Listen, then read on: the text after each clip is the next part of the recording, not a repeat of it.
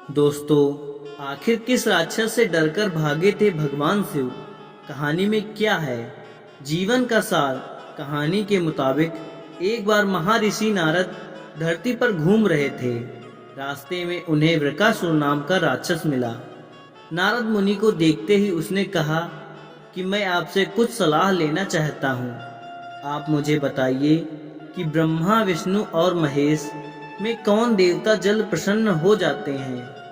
महर्षि नारद ने बहुत सोचने के बाद कहा कि वैसे तो तुम तीनों में से किसी की भी तपस्या कर सकते हो, लेकिन ब्रह्मा और विष्णु जल्दी प्रसन्न नहीं होते हैं। उनके लिए बहुत वर्षों तक कठिन तपस्या करनी पड़ती है। ये भी हो सकता है कि तुम्हारी आयु पूरी हो जाए, लेकिन तपस्या पूरी न हो। भगवान शंकर थोड़ी आराधना से ही प्रसन्न हो जाते हैं। वे अपने भक्तों की इच्छा पूरी करने के लिए सोच विचार नहीं करते हैं। वृकासुर ने भगवान शंकर की आराधना करने का फैसला किया और हिमालय के केदार क्षेत्र में जाकर आराधना करने लगा। यज्ञ, जप, तप, ध्यान सब प्रकार से वह पूजा पाठ करने लगा।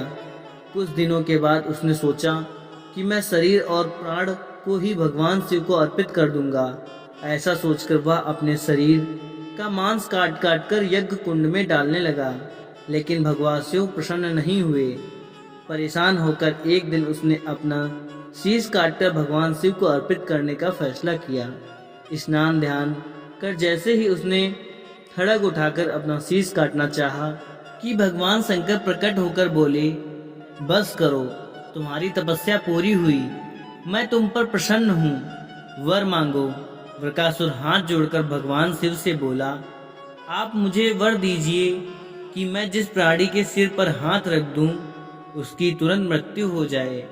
शिव जी वृकासुर की यह मांग सुनकर चिंता में पड़ गए, लेकिन वरदान नहीं देने पर देव मर्यादा का उल्लंघन हो रहा था। शिव जी वृकासुर से बोले कि तुम्हारी तपस्या व्यर्थ नहीं जाएगी।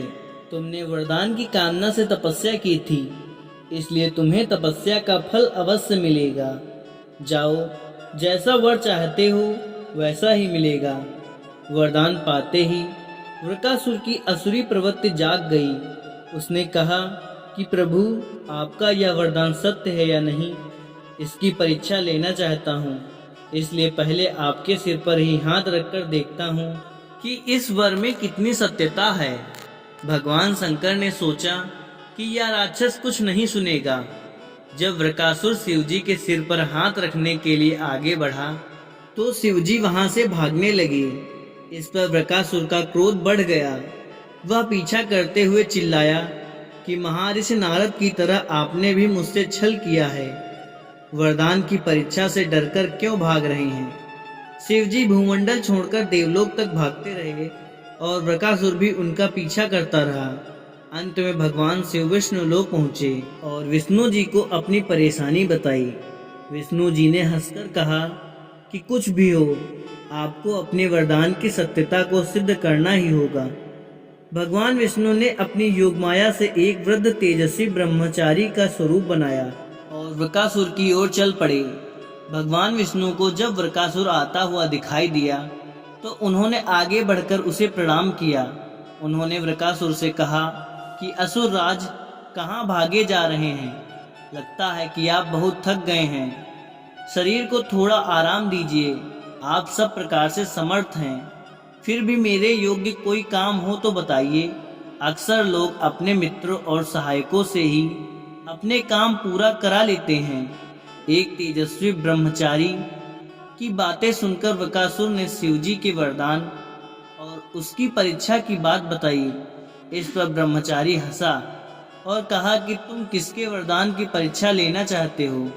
शिवजी का तो अपना कोई घर ही नहीं है। वह खुद भूतों प्रेतों के साथ घूमते रहते हैं। वह भला किसी को क्या वर देंगे?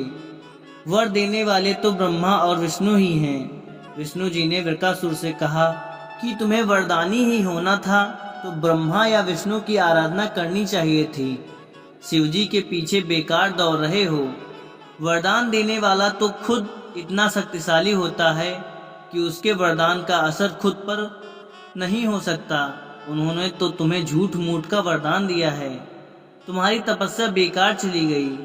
ब्रह्मचारी की बात सुनकर बकासुर निराश हुआ, उसका मनोबल टूट गया। वह कहने लगा कि मुझे तो देवर्षि नारद ने शिव की आराधना करने को कहा था। ब्रह्मचारी ने कहा कि तुमने नारद मुनि पर भरोसा कर लिया। वह तो ऐसे घुमक्कड़ साधु हैं जो सभी को उल्टी सलाह ही देते हैं।